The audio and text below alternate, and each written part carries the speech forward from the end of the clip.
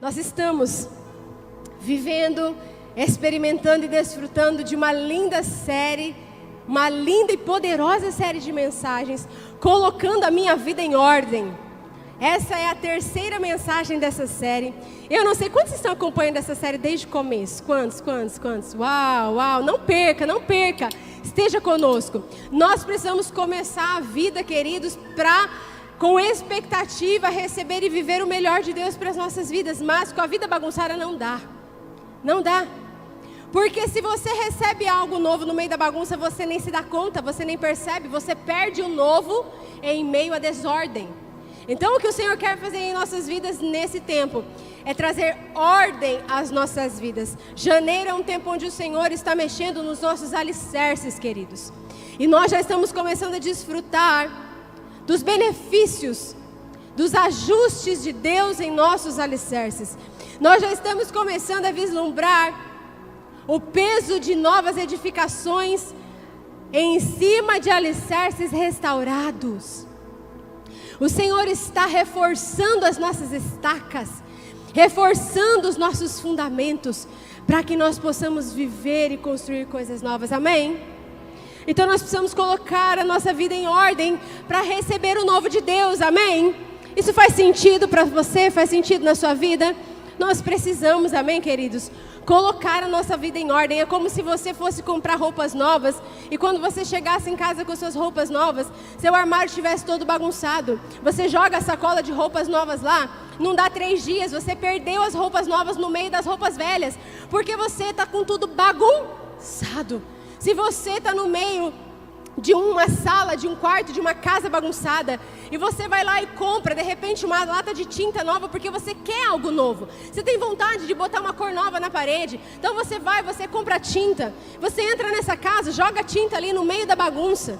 Quando você por fim resolve dizer assim, eu vou pintar, você vai procurar a lata de tinta, ela já se perdeu, você não sabe onde está, você procura o pincel, sumiu, porque está tudo bagunçado. Queridos, o nosso Deus, Ele opera na ordem, amém? Quando Ele foi criar todas as coisas, a palavra de Deus no Gênesis diz que a terra era sem forma e vazia, e o Espírito de Deus pairava por sobre as águas. Então, para criar todas as coisas, primeiro Deus acende a luz. Ele diz, haja luz.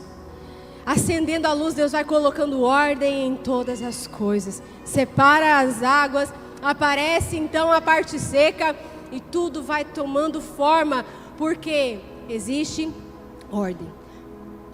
Nós vivemos, queridos, em uma geração que luta contra o estresse. E o estresse, assim como as demais coisas que vimos nessa série de mensagem, vai causando bagunças em nossas vidas. A nossa geração é uma geração líquida, fluida. Ela se movimenta e muda muito rápido. E é a geração que mais luta contra o estresse, os males da síndrome do pensamento acelerado.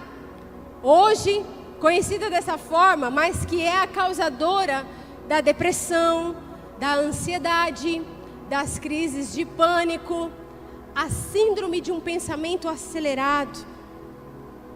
Muitas vezes nós acabamos caindo na cilada dessa aceleração que não é da parte de Deus, mas da parte de emoções, de expectativas humanas.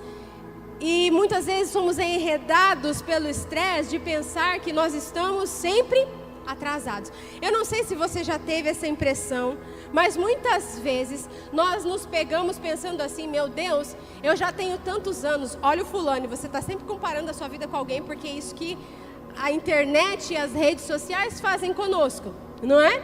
Porque antigamente a gente tinha para comparar com a gente a vida do pai, da mãe, do avô e da avó, e de repente de 1 ou 2 ou 3 vizinhos. Mas hoje, na palma da sua mão, você tem a história, ou pelo menos fragmentos dela, de muita gente. Celebridades a pessoas que eram comuns e também se tornaram brilhantes. E então você olha para a vida de tanta gente, você começa a se comparar. E você começa a dizer, meu Deus, eu já tenho tantos anos, eu não viajei para o exterior, eu ainda não sei falar inglês, eu ainda não consegui um emprego, eu não tenho 1 milhão na minha conta, eu estou atrasado. E nós vamos lutando com essa sensação. E é por isso que volta e meia a gente está sempre dizendo assim: como é que você está, fulano? Estou correndo atrás. A gente nunca está correndo na frente. A gente está sempre correndo atrás. Está correndo atrás. Por quê? Essa ideia ou essa falsa sensação de que nós estamos atrasados, isso nos leva a uma profunda angústia de vida, de alma. E nós vamos começando verdadeiramente a acreditar que estamos atrasados. Começamos a correr depressa. Começamos a atropelar processos. Começamos a viver em função da urgência e não das prioridades. E hoje eu quero falar sobre coisas muito pontuais com você. Anote, tome nota dessas coisas no seu esboço. Vai mudar a sua vida nesse ano. E isso vai nos levando a um estresse tão grande, tão grande, tão grande, causador de inúmeros males, de inúmeras doenças.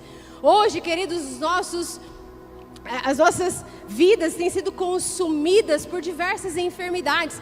Amanhã mesmo, os consultórios dos cardiologistas, dos endocrinologistas, dos dermatologistas, dos médicos, sabe, que tratam da parte gastrointestinal, todos esses médicos estarão com suas agendas lotadas de atendimentos, de pessoas que provavelmente estão sofrendo de alguma doença física, que tem uma raiz emocional, numa grande sobrecarga de estresse.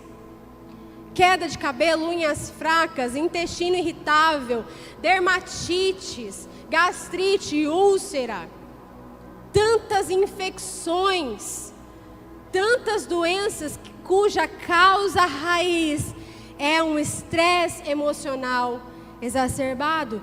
Queridos, a palavra de Deus em Eclesiastes, no capítulo 3, no primeiro versículo, diz: para tudo há uma ocasião certa e há um tempo certo para cada propósito debaixo do céu. Apesar da sociedade, do mundo em que estamos inseridos, gritar aos nossos ouvidos todos os dias que nós estamos atrasados, a palavra do nosso Deus nos garante que há um tempo para todas as coisas. Há um tempo para cada propósito. Há um tempo de Deus para cada propósito em nossas vidas. Nós não precisamos. Diga comigo assim: eu não preciso. Meus irmãos, nós não precisamos andar angustiados e ansiosos pela vida. Porque o nosso Deus diz e garante para nós que há um tempo para cada propósito, ao qual Ele mesmo nos designou antes da fundação do mundo. Nós não precisamos nos deixar levar pelo estresse dessa vida. A palavra de Deus em Mateus, no capítulo 6, dos versos 33 ao 34, diz: busquem, pois, em primeiro lugar o reino de Deus e a sua justiça. E todas, diga comigo, todas essas coisas serão acrescentadas a vocês.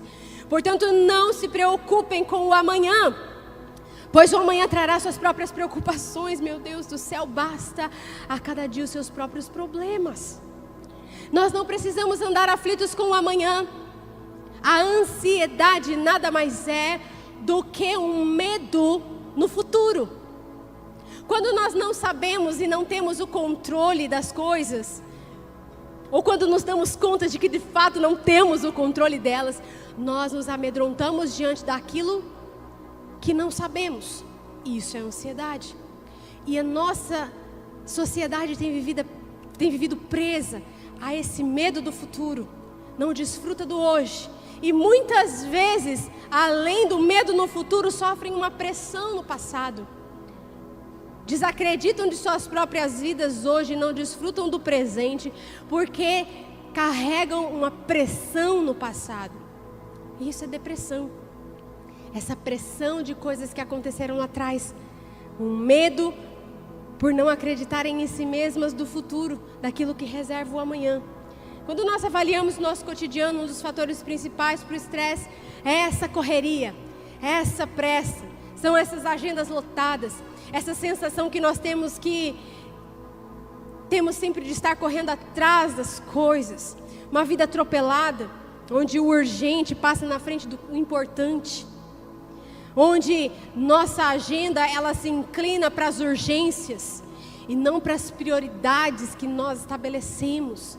Aonde nós vemos coisas se tornando urgentes, as quais deveriam, de repente, ser secundárias. Nós vamos falar hoje um pouquinho sobre essa pressa, mas antes vamos entender um pouquinho mais sobre estresse e as causas e consequências. Estresse é uma resposta natural do nosso corpo. O nosso organismo, em situações em que percebemos como desafiadoras, amedrontadoras, exigentes, ou mesmo situações novas, as quais não conhecemos ou nunca experimentamos. De repente você tem que fazer um exame que você nunca fez. Aquilo já te causa um estresse, porque é algo novo, você não sabe como vai ser. Você pergunta, será que vai doer? Será que vai ser rápido? Será que vai ser demorado? Será que eu vou ficar angustiado ali? E o medo do que você não sabe também te causa estresse. Essa resposta do nosso organismo chamada estresse envolve uma série de mudanças físicas e também que reverberam, né, como que um efeito dominó em cascata ali. Efeitos emocionais são hormônios no nosso corpo que acabam desencadeando efeitos emocionais. E esses efeitos emocionais causados pelo estresse, que é uma descarga hormonal do nosso cérebro, ele existe para nos proteger de situações desafiadoras. E ele causa em nós algumas sensações. Quando nós nos sentimos estressados, o nosso corpo libera hormônios como cortisol, que preparam o organismo para ação, para lutar, para fugir de situações, né? Então, hoje, a nossa luta, de repente, é desligar o despertador e levantar da cama. Mas antigamente, as lutas eram um pouco maiores do que essas. Os enfrentamentos eram maiores, não é? Hoje, nós desfrutamos de certo conforto da nossa atualidade. Mas se você não for muito longe, há 50 anos atrás, os nossos antepassados não tinham, de repente, o desfrute que temos hoje de colocar as roupas na máquina, apertar os botões e ela sair dali praticamente seca, né? As mulheres carregavam as roupas nas bacias, daquelas alturas, e iam para a beira dos rios, não é? Junto com as crianças, lavar suas roupas, olhando se não tinha uma sucuri, cuidando se o menino não ia afogar na correnteza. Não é assim? Eu não sei quem uma vez me contou uma história da avó que, lavando as roupas na beira do rio, em trabalho de parto, cuidando dos outros meninos no meio do rio, falou, vamos embora que o menino aqui já está nascendo. Nasceu o menino, pega no colo, junta com as roupas e sai subindo ladeira para chegar em casa. Então, queridos, essa necessidade de fuga, de alerta o tempo todo, é algo extremamente necessário. Mas nos nossos dias, as pessoas têm se estressado com coisas que não são essas, sim ou não? Hoje em dia, o estresse não vem porque você tem que correr atrás dos meninos e fugir de uma sucuri na beira do rio. Tá me entendendo? O estresse vem por coisas muitas vezes fúteis que não merecem a essa resposta do nosso corpo. E pior, nós temos visto mais e mais pessoas que elas não têm um pico desses hormônios de estresse em momentos angustiantes, como vou fazer a prova do Enem, mas aquilo volta ao normal. Não, o estresse está aqui, o cortisol continua, a pessoa não dorme, a pessoa não descansa, a pessoa não tem paz, não é assim? E aí começam a vir as doenças, cai o cabelo, não é assim?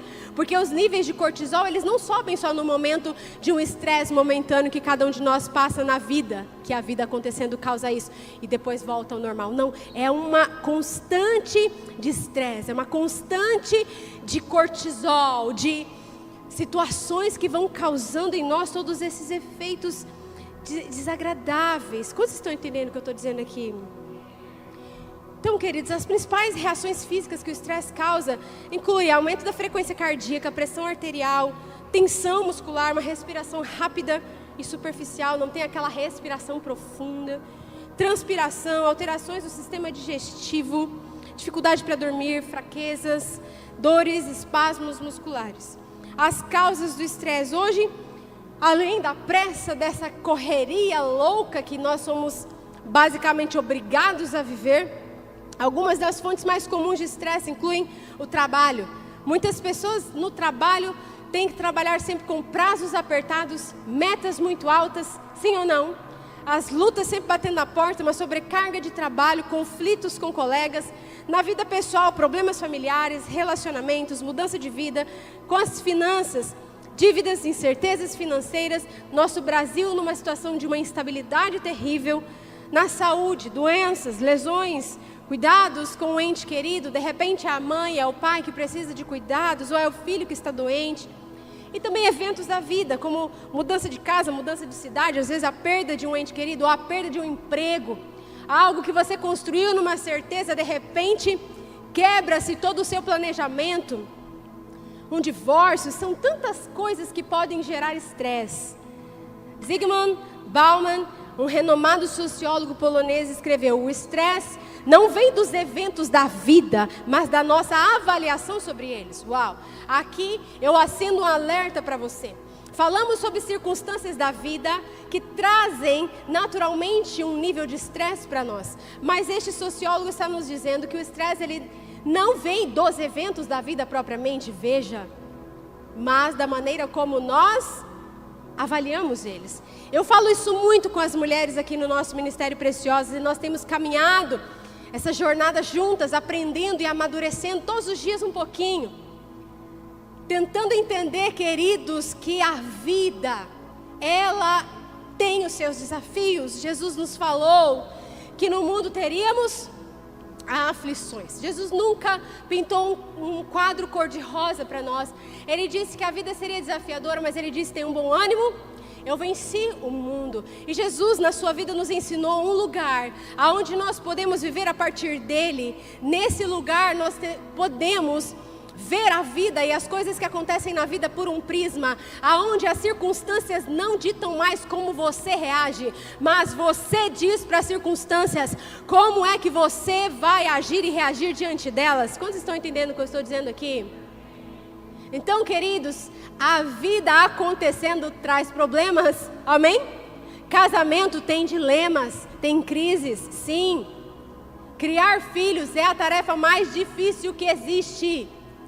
Dá trabalho. As coisas mais importantes, melhores e preciosas dessa vida, todas elas dão muito trabalho, tá bom? Não pense que a vida é fácil. Mas muitas vezes, a lente pela qual nós enxergamos a vida nos faz ver as circunstâncias não como um fato simplesmente, mas como um impacto. Um diagnóstico deixa de ser um fato, se torna um impacto. Sabe quando um tsunami atinge a costa e leva, destrói tudo? Muitas vezes nós, ao recebermos uma notícia ruim, somos exatamente assim, como uma costa que recebe uma onda de um tsunami, e deixamos que aquele impacto nos destrua completamente. Mas, irmãos, em nome de Jesus, a vida acontecendo não pode ser um impacto, é apenas um fato. Os filhos adoecem, a gente às vezes adoece. Muitas vezes nós planejamos algo, as coisas não saem bem como planejamos, a gente entra em alguma crise financeira. Mas da mesma forma que você entrou, com sabedoria, inteligência e boa mordomia, você vai sair disso em nome de Jesus. Mas muitas vezes nós deixamos que fatos se tornem impactos. E começamos a olhar a vida e as circunstâncias com as lentes da orfandade.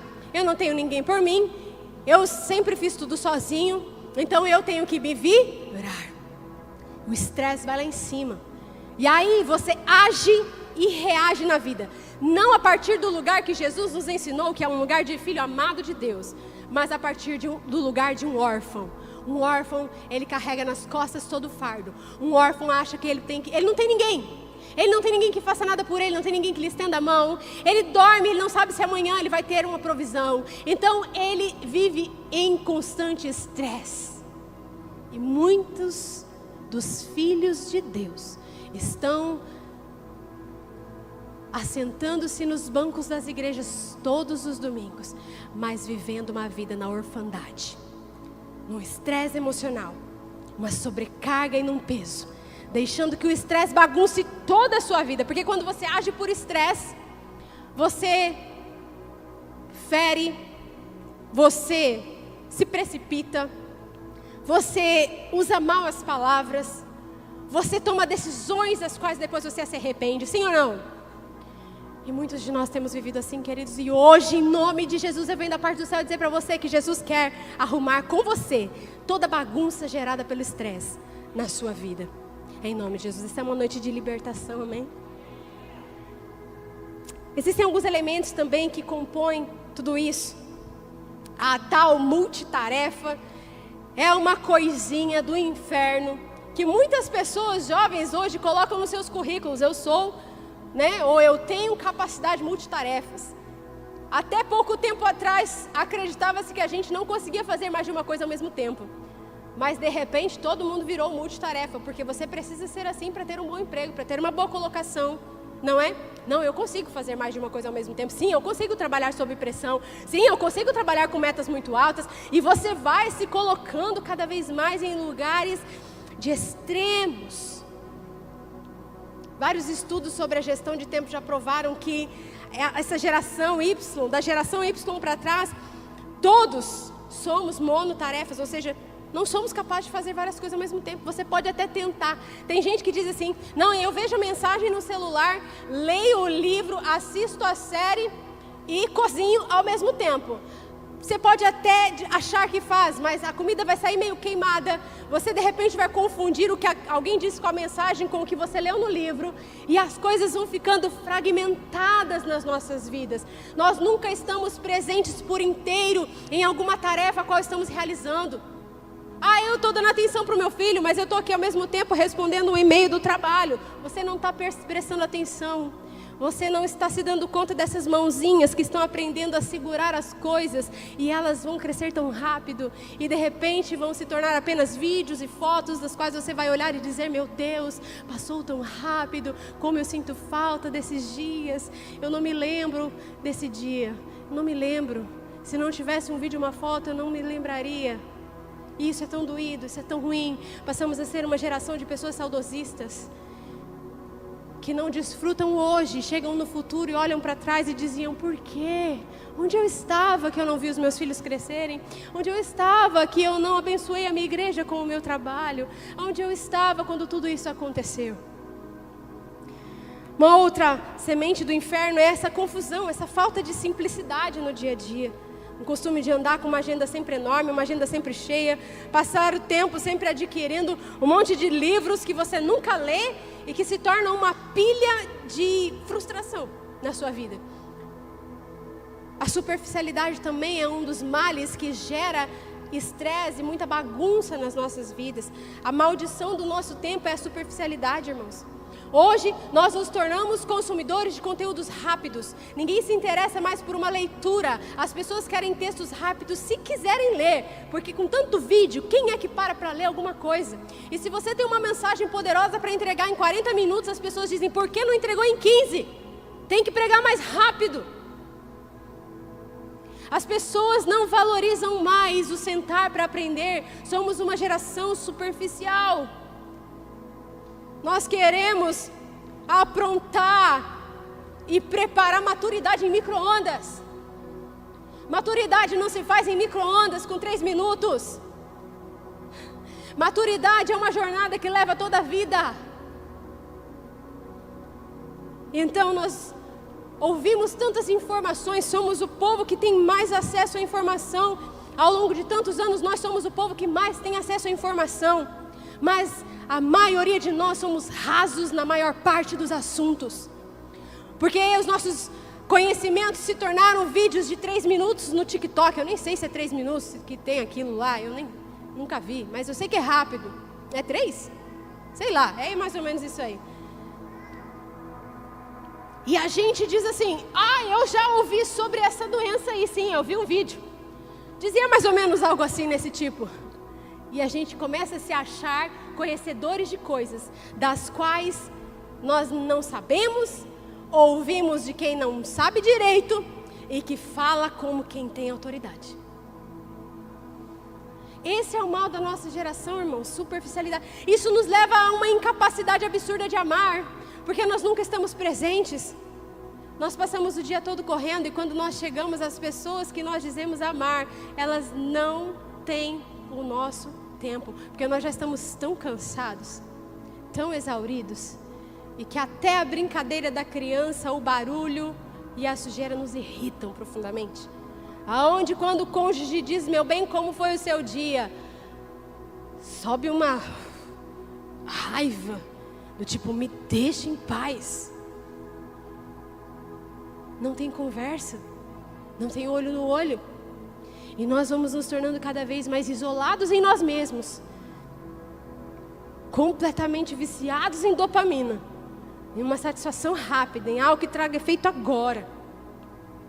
E nós vamos deixando as verdades, a verdadeira sabedoria, e trocando tudo isso por informação rápida, correndo o risco de nos tornarmos cada vez mais rasos no nosso conhecimento, sem profundidade necessária para compreender e resolver problemas complexos. E é por isso que nossa geração é uma geração tão mimada. Tem que dar tudo que a criança quer. Dá o que ela quer. Só que muitos de nós estamos aí com 30, 40, 50, 60 anos, agindo como crianças. Me dê o que eu quero, faça como eu quero. Se não for do jeito que eu quero, eu saio, eu divorcio, eu vou embora, eu peço a carta de transferência, eu não quero mais essa igreja, eu saio dessa célula. E nós estamos vivendo a nossa vida assim, achando que isso é normal, irmãos. Não é essa vida que Deus tem para nós. Precisamos colocar ordem nisso tudo em nome de Jesus, amém? Ainda tem crente aí?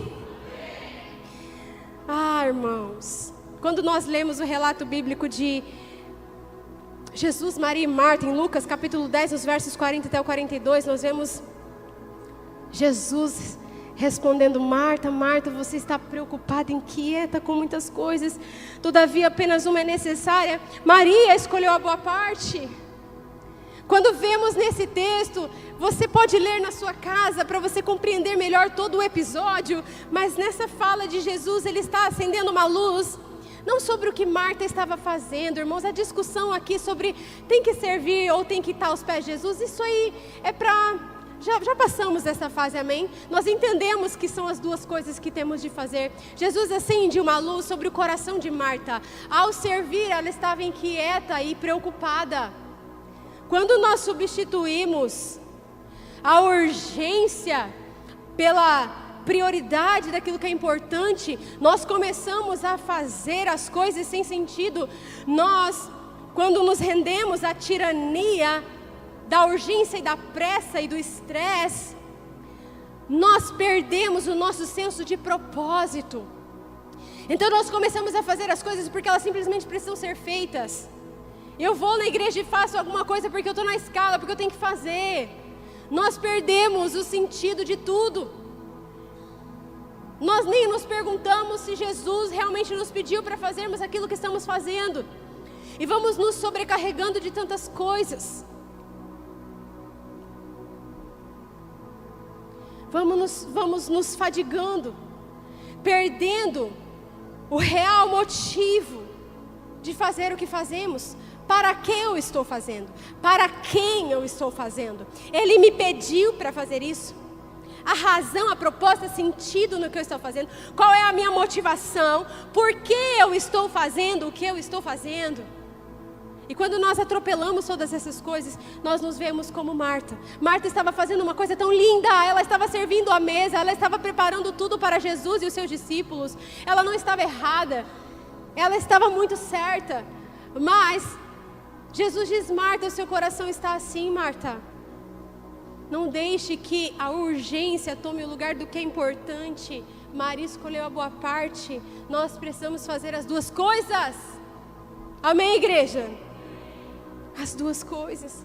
Existe uma questão também muito importante a ser considerada. Aonde eu estou gastando o meu tempo?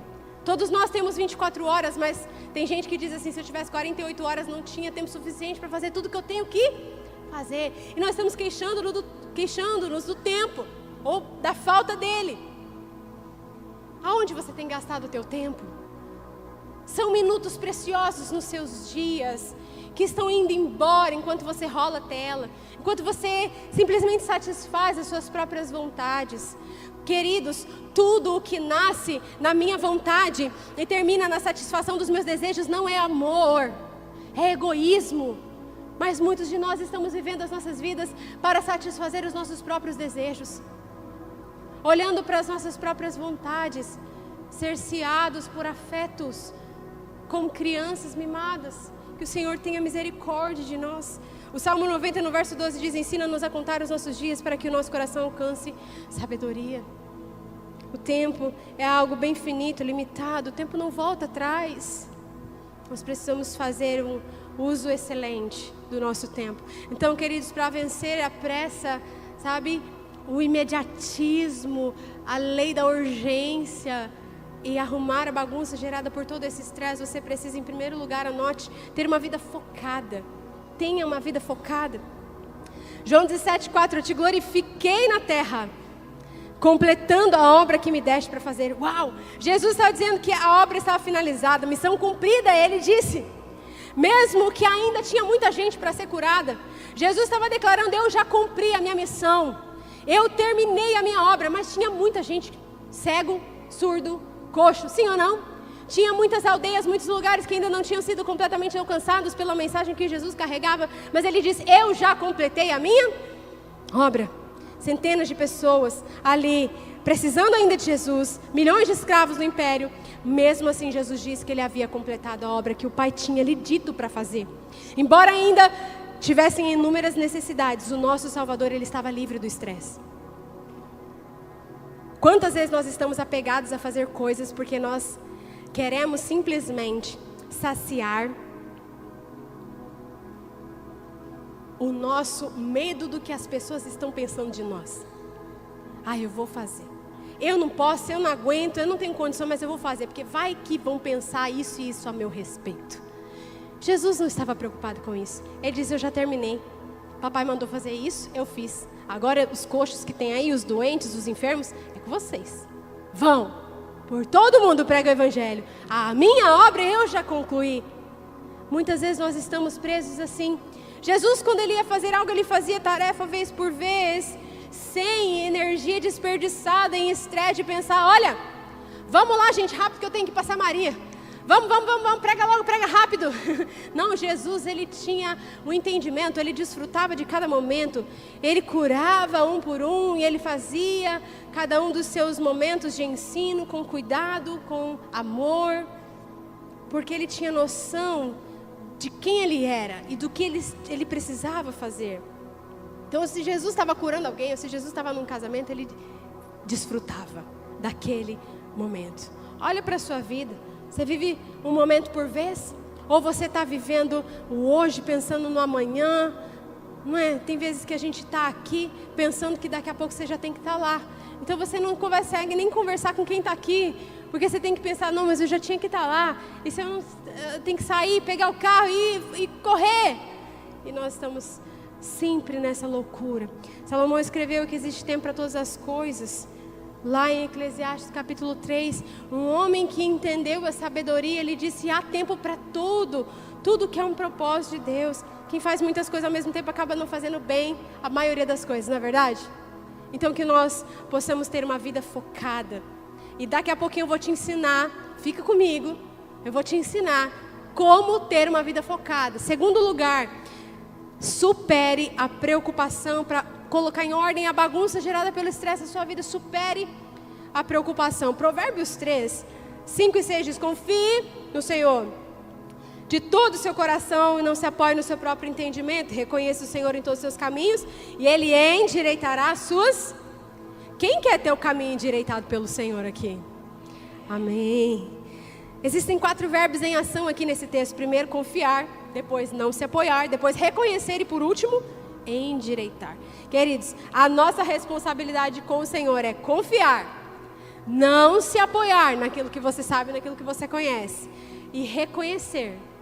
Reconhecer o Senhor em todos os caminhos. E qual que é a promessa de Deus? Ele vai endireitar os seus caminhos. Como é bom a gente andar numa estrada reta, amém, irmãos? Eu não sei se você já andou em estradas assim. Uma vez nós estávamos ali saindo de São José dos Campos, indo até Ubatuba. Meu Deus do céu, como tem curva naquela estrada. Se você já viajou por ali, você sabe, existem algumas serras que são muito cheias de curvas. Dá um transtorno, demora mais, dá uma náusea, uma agonia, aquele cheiro de freio, acho que é, sabe? Uma estrada reta é tão bom, é tão leve, vai mais rápido. Não é assim? O Senhor quer endireitar os nossos caminhos, amém? Aleluia. Confiar envolve entregar. Só confia quem entrega, amém? e só entrega quem confia. O segredo de aumentar a sua confiança em Deus está em conhecê-lo mais. Você só confia em quem você conhece. Ah, pastor, eu quero confiar mais em Deus. Conheça o Senhor profundamente, na intimidade, na profundidade. Você passará a confiar mais nele, a ter mais fé. Quer ser um crente cheio de fé em 2025? Conheça o Senhor de forma intencional. Conheça o Senhor, busque aprofundar-se em conhecê-lo. A sua fé vai aumentar à medida que você conhecer o Senhor, em nome de Jesus. Terceiro, para arrumar a bagunça gerada pelo estresse nas nossas vidas, você precisa impor limites. Aqui está o segredo para você ter uma vida focada, que eu te disse lá no primeiro ponto. Foi no primeiro, amém? Tem crente aí ainda? Aleluia. Aqui, como você vai ter uma vida focada se você começar a impor limites? Como que eu imponho limites, pastora? Você tem que aprender a dizer? Diga não aí. Parece tão fácil, não é? Por que quando todo mundo chegando em você, faz isso, faz aquilo, faz aquilo? Sim, sim. Você pode fazer isso? Sim. Você vai lá e faz isso aqui pra mim? Sim. Não é? E você vai só dizendo sim. E aí você fica totalmente desfocado, você não sabe para onde você vai. Você fala, meu Deus, e agora? Estou perdido. Não é assim? Para você ter uma vida focada, você tem que aprender a impor limites. Você primeiro precisa reconhecer que você tem limites.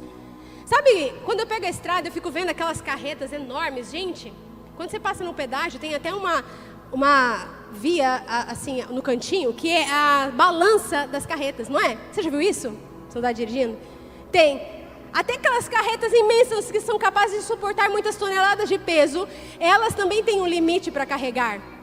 E não pode carregar mais peso do que o limite estabelecido nas regras. Por que que não pode, gente?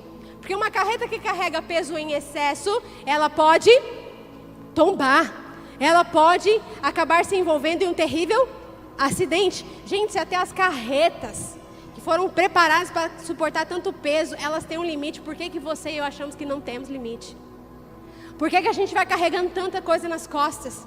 Por que que a gente não consegue dizer, isso aqui eu não posso, isso aqui eu não consigo hoje? Por que que a gente não consegue dizer não, irmãos? A nossa sede por aceitação é tão absurda. A gente quer tanto ser aprovado, ser o queridinho, ser o amado de todo mundo, e a gente não consegue dizer não para ninguém. A gente vai se anulando, se machucando, se ferindo. E depois o que que acontece? O estresse vai lá em cima, a frustração é tão imensa, que você faz o quê? Joga a culpa no outro. Eu estou estressada assim por causa de você. Você não me ajuda em casa, é só eu que limpo, é só eu que cuido das crianças. Eu estou estressada por causa do meu chefe. Meu chefe que coloca uma pilha de serviço na minha mesa toda segunda-feira e eu não consigo fazer. A culpa? Meu líder de célula. Toda vez ele liga para mim na segunda-feira e me manda fazer um monte de coisa.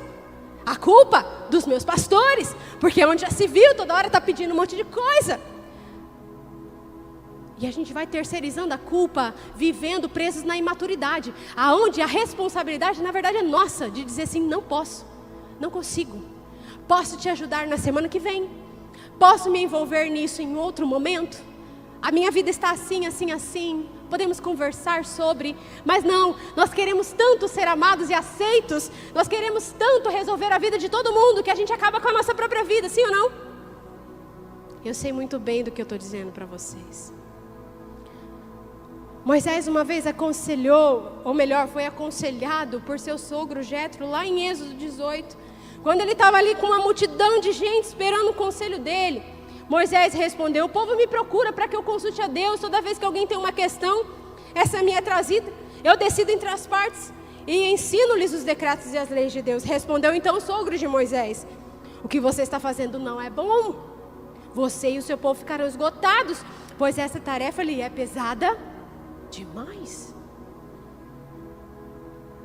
Ele precisava identificar, reconhecer e estabelecer os seus limites. Em nome de Jesus, a cura está liberada para você hoje, está em identificar, estabelecer e respeitar os seus limites. Em nome de Jesus. Nós precisamos viver isso, irmãos. Identifique, estabeleça e respeite os seus limites.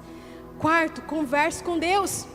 Para consertar e arrumar a bagunça gerada pelo estresse, converse com Deus. Como assim, pastora? Conversar, sim. Como que a gente conversa com Deus? Tem crente aí, pelo amor de Jesus? Como que a gente conversa com Deus? Orando, amém? Só que, queridos, parece tão simples, não é? Mas na tirania da urgência, parar para orar parece perda de tempo. Quantas vezes já conversei e atendi pessoas, as quais trouxeram questões difíceis e estressantes no discipulado, num aconselhamento, e ao dizer a elas, você já orou sobre isso? Não tive tempo. Quando a angústia do estresse tomar conta de nós, nós começamos a achar que orar é uma perda de tempo. Conversar com Deus, então, não, eu preciso correr. Eu preciso correr. Parar para estar com Deus parece perda de tempo. Mas em Lucas 22, versos 41 até o 44, diz o seguinte: ele se afastou deles uma pequena distância, ajoelhou-se, começou a orar. Como Jesus é lindo. Como é lindo. Pai, se queres, afasta de mim esse cálice, contudo não seja feita a minha vontade, mas a tua. Apareceu-lhe então um anjo do céu que o fortalecia, estando angustiado. Ele orou ainda mais intensamente. Uau! Gastou mais tempo, mais intensidade na oração, porque a angústia aumentou, o estresse aumentou. O que Jesus fez? Orou mais. O seu suor eram como gotas de sangue que caiu no chão. Meu Deus.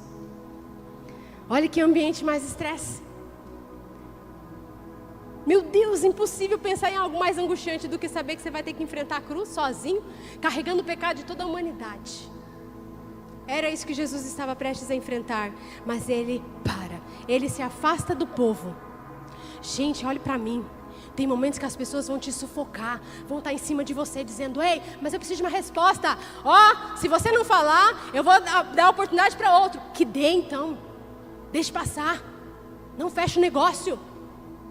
Às vezes nem é para você.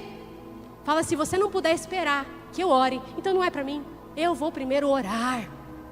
A gente muitas vezes está fechando um negócio, abrindo empresas, fazendo coisas, casando, descasando, sem orar, tomando decisões precipitadas, estressados. Irmãos, nós precisamos aprender isso.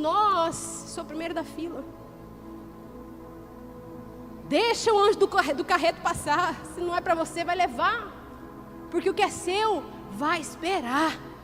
Vai esperar Deus te falar que é seu, e Deus vai deixar lá guardado. Porque o que é seu, ninguém vai tomar da sua mão. Calma. Calma. Jesus parou e foi orar. Orar significa expressar essa nossa dependência de Deus.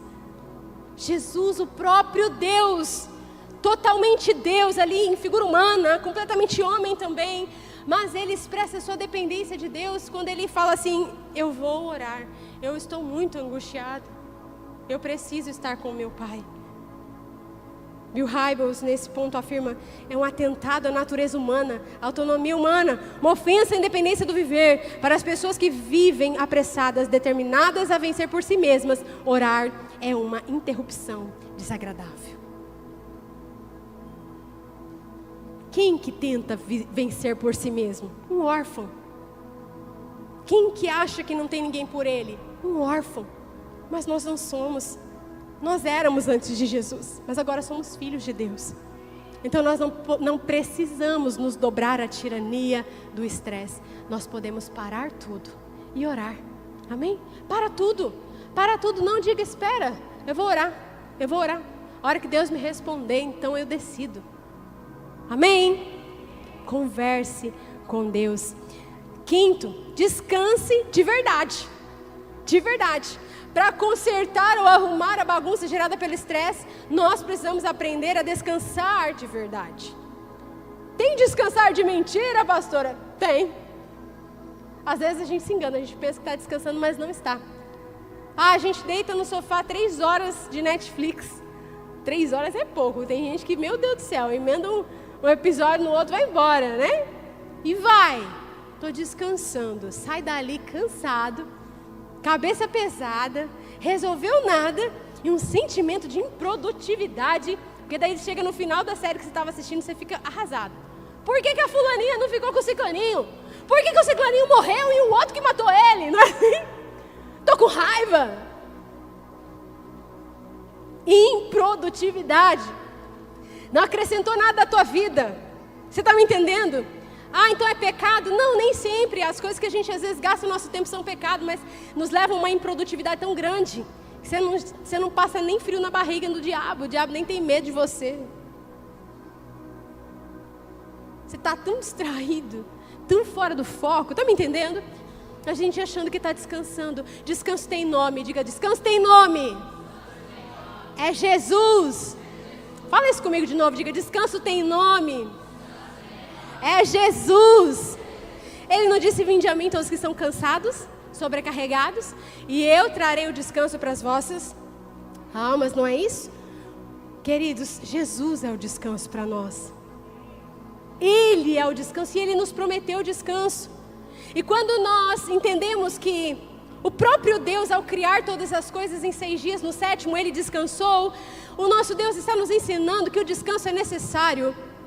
Porque quando nós descansamos daquilo que o Senhor nos pede para fazer, nós, ao entrarmos no 7º dia, no momento do descanso, nós estamos aprendendo a caminhar com Deus. Está me entendendo? Por que Deus descansou e você acha que você não tem que tirar férias? Não é assim? Gente, não pode ser assim. Não pode. Nós precisamos aprender a remir o nosso tempo, organizar a nossa vida, planejar nossos assuntos. E então viver a maneira como Deus quer que vivamos, amém? E o descanso faz parte disso. O descanso é uma promessa de Jesus para nós, quando nós vivemos em sua presença.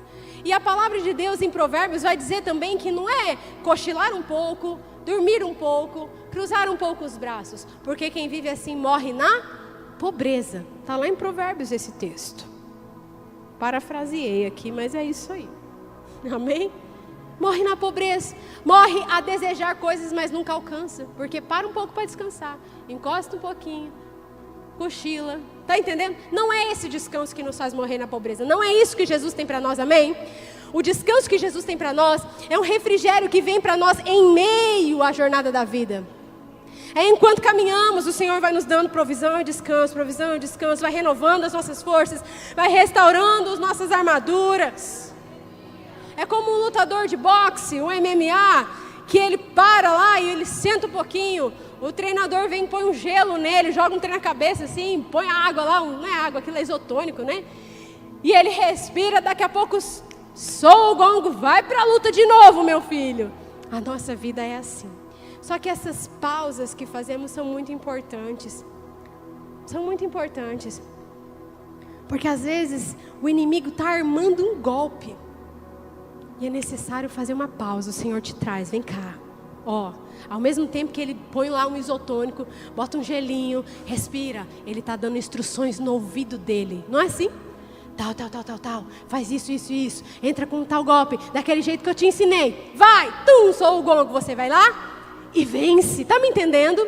Essas pausas na vida são importantes. E essas pausas são feitas na presença de Jesus, irmãos.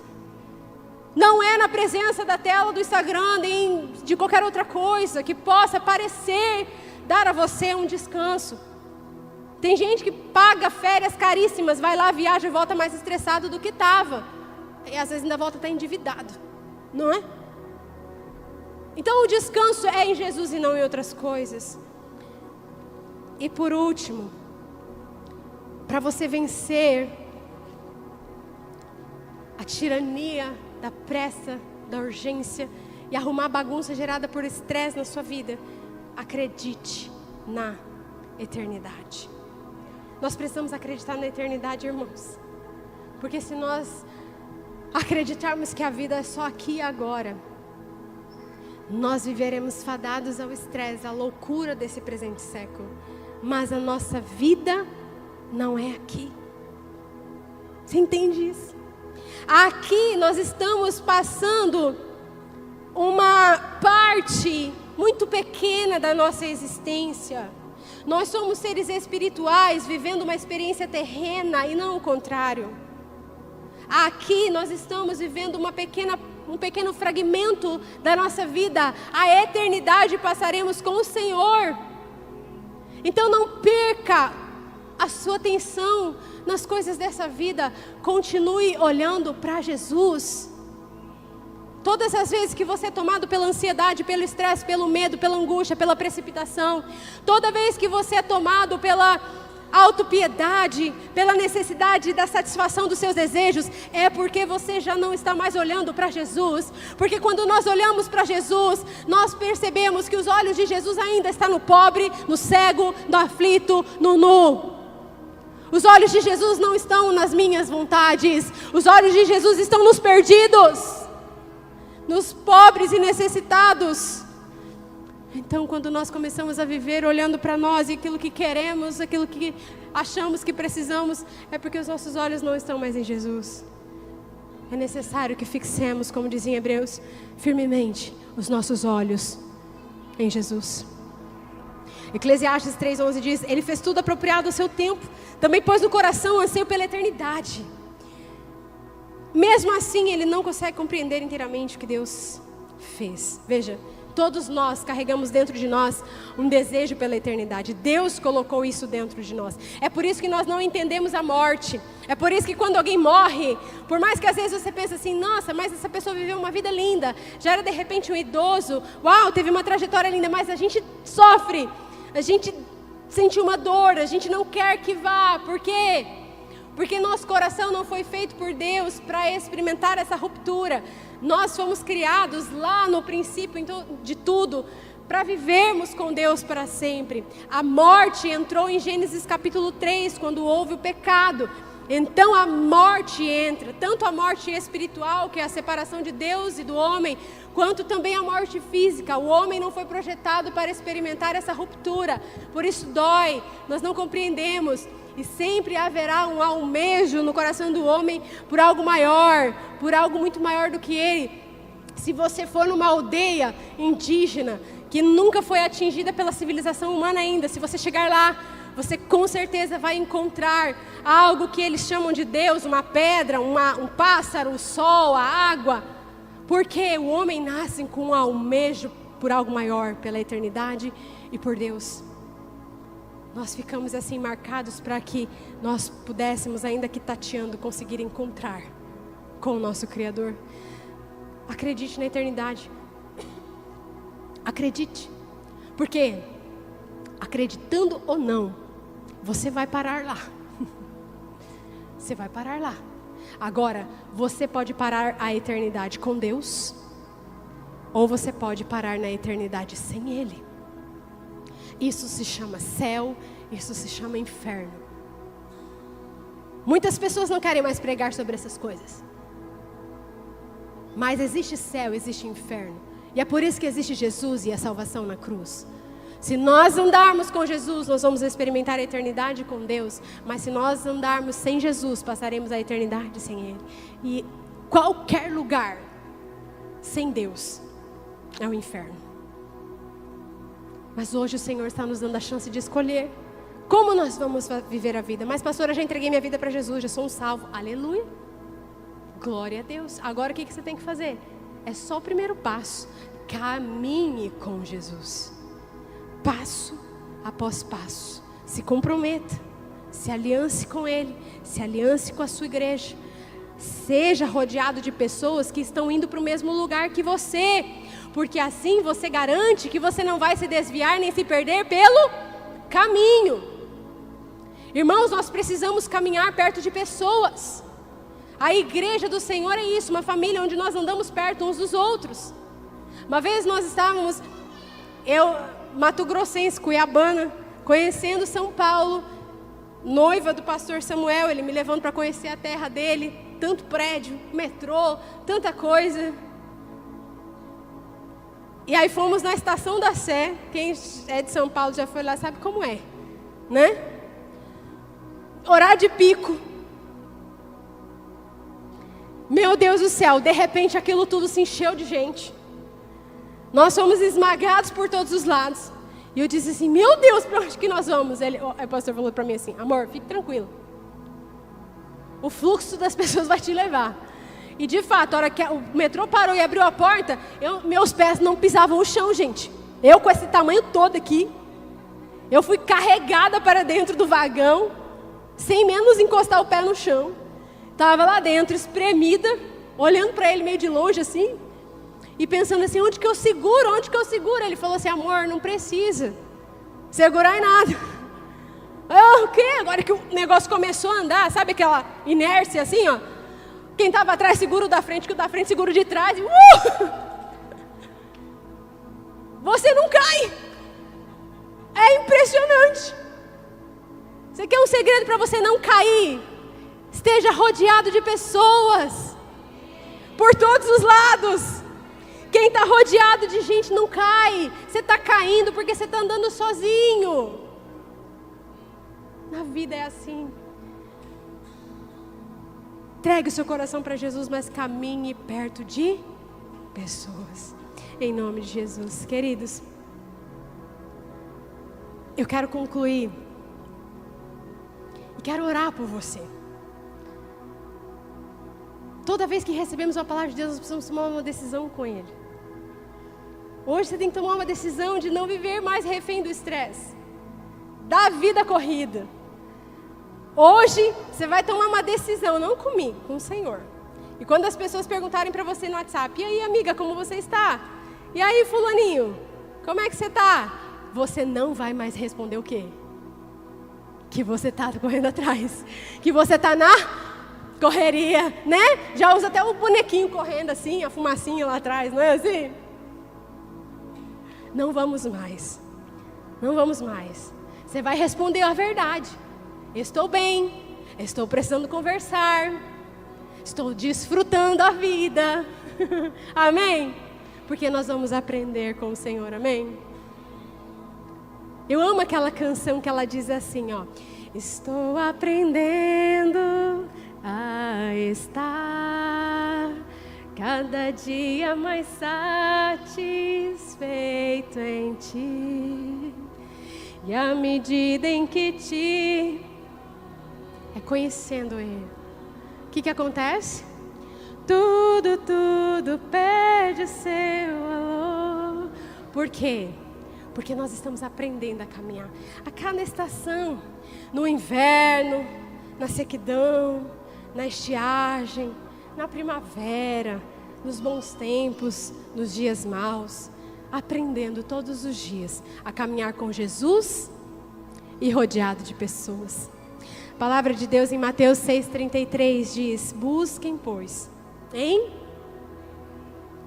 primeiro lugar. Tem coach querendo ensinar sobre prioridade para você. Oh meu Deus, há mais de 2000 anos o papai já estava ensinando a gente. Primeiro lugar. Se você acredita nisso ou não, é um fato. Todo mundo tem prioridade. Não, eu não tenho isso. Tem sim. O que você faz primeiro todo dia? Isso é a sua prioridade. Pronto, acabou. Todo mundo tem. A gente elenca dentro de nós. Ainda que não de forma sistematizada e organizada, mas nós todos temos prioridade. E a Bíblia diz que em primeiro tem que ser o quê? O reino de Deus e a sua. E aí aquelas coisas que a gente fica correndo atrás delas, o que acontece? Elas é que correm atrás de nós, amém? Porque eu estou buscando Deus, o reino em primeiro lugar. E quando eu busco o reino em primeiro lugar, todas as bênçãos vão me alcançar, amém? Para de correr atrás das coisas. Deixa as coisas alcançarem você. As bênçãos te alcançarem, te atingirem. Busque em primeiro lugar o reino de Deus. Em primeiro lugar é o reino de Deus, irmãos. E o que é o reino? A Bíblia diz paz, justiça e alegria. É isso que a palavra de Deus fala. O reino de Deus é paz, justiça e alegria. Puxa, pensava que o reino de Deus era a agenda da igreja. Pois é. Pois é. Tem muita gente que está vivendo no ativismo, achando que está vivendo o reino de Deus. É claro que quando a gente vive a paz, a justiça e a alegria, que é o reino, a gente vai estar imerso na agenda da igreja, tá me entendendo? Porque todas as motivações que movem a agenda da igreja são as motivações do reino de Deus. Compreende? Mas a gente não pode ser escravo da necessidade de aprovação e de aceitação. Faça aquilo que o Senhor te pediu para fazer, com alegria e como Jesus, quando concluir, diga: terminei. Terminei. Agora eu posso pegar outra coisa. Tá me entendendo? Tá me entendendo? Talvez tudo que você precisa hoje é abrir o bocão e lavar o coração. Chegar e falar para o seu líder. Chegar e conversar com o seu pastor. Chegar e falar com o seu cônjuge e dizer: ó, tá demais para mim. Vamos repensar essa rotina. Não estou conseguindo. Admitir que precisamos de ajuda. Abrir mão do orgulho. De dizer: eu consigo tudo. Não consigo. Eu acho fascinante. Jesus tem me ensinado a responder assim. Quando as pessoas olham para a minha vida: meu Deus, 2 igrejas, 4 filhos, vai para lá e vem para cá, como é que você dá conta de tudo? Ah, dá uma vontade de dizer assim: dou conta, assim, porque... Mas eu não dou, é verdade. Né? Porque não sou super-herói, nem super-heroína, né? Melhor dizer, não sou. Não tem poderes extraordinários, a não ser, é claro, o poder do Espírito Santo, que me sustenta nas minhas fraquezas e que se manifesta bem ali mesmo, nas minhas incapacidades. Então eu não dou conta de tudo, não. Não, eu não dou, é verdade. Mas eu tenho procurado dar conta das coisas que Jesus me pediu para fazer. Compreende? Todos os dias aprendendo um pouquinho mais, a estar mais satisfeita nele. Ainda que eu acho que tinha que ter respondido fulano, feito aquilo, estado lá, respondido aquele convite, ter ido naquela agenda e 1000 coisas, mas eu não consigo tudo, não consigo tudo. Então eu ouço o Senhor e digo: Deus, o que é agora? O que eu tenho que fazer aqui e agora? Para onde eu vou? A mãe me ensina muito isso, pastora Leila. Nos primeiros meses que o Levi nasceu, eu enfrentei muitos desafios. E eu falei: mãe, pelo amor de Deus, me fala como você fazia. Porque ela também, mãe de 4 filhos.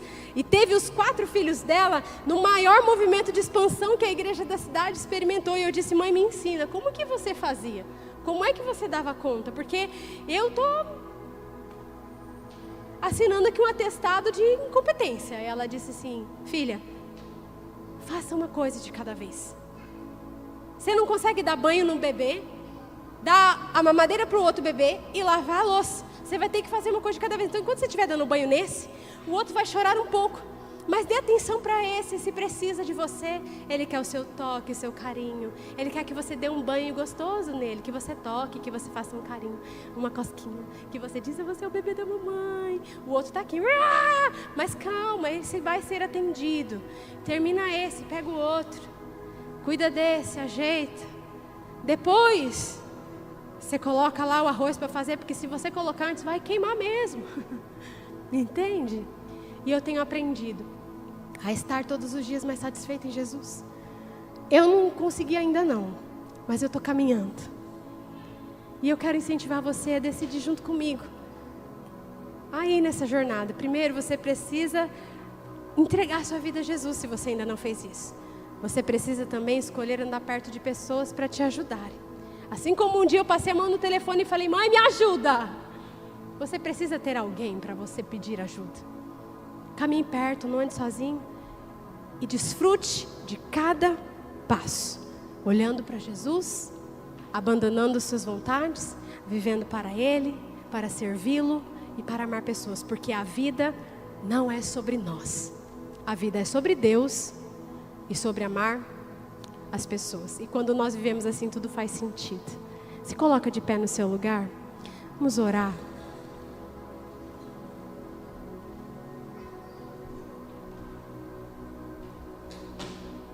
Obrigada, Jesus.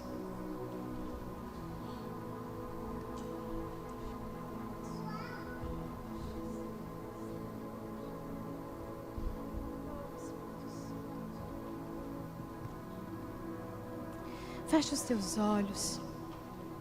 Se você puder e se você quiser, coloque a mão sobre o seu coração. Começa a falar com Jesus, Ele está aqui.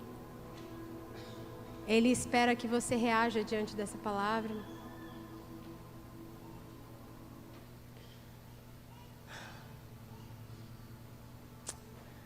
A gente precisa tanto olhar para Jesus, sabe, gente? E quando a gente começa a olhar para as pessoas, a gente se perde. A gente se frustra. A gente começa a ver que as pessoas que admiramos, elas são de carne e osso. Assim como eu disse para você aqui sobre as minhas incapacidades. Olhe para Jesus. Ajusta o seu foco nele.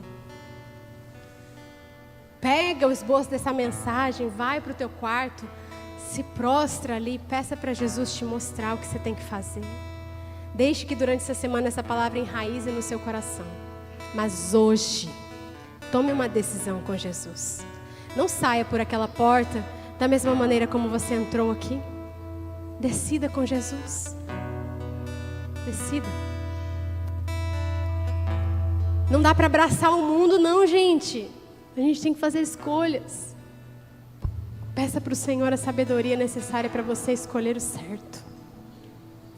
Para que em 2025 seu tempo seja precioso de verdade. Você não gaste ele com coisas que não vão te edificar, que não vão te trazer resposta. Para que você não sente em mesas nas quais Jesus não se assentaria. Era basura e cantora deixe.